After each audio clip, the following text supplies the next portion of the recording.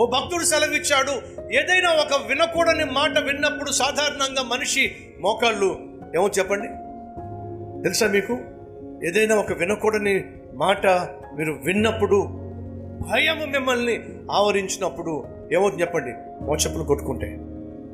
సరే, సాధారణంగా బాగా చలి పుట్టినప్పుడు కూడా మోచెప్పులు కొట్టుకుంటాయి. భయంకరమైనటువంటి ఒక వార్త విన్నప్పుడు మోచెప్పులు కొట్టుకుంటాయి. భక్తుడు సెలవిచ్చిన మాట తెలుసా? భయంకరమైన బాధను కలిగించే విషయం ఏదైనా నువ్వు వినవలసి వచ్చినప్పుడు, నీ మోచెప్పులు కొట్టుకుంటున్నప్పుడు భయపడద్దు. అదే మోకాళ్ళ మీద నువ్వు పడ్డావు అంటే ఆ సమస్యకు దేవుడే సమాధానము ఇస్తాడో అని ఒక అద్భుతమైన సత్యాన్ని తెలియజేశాడు.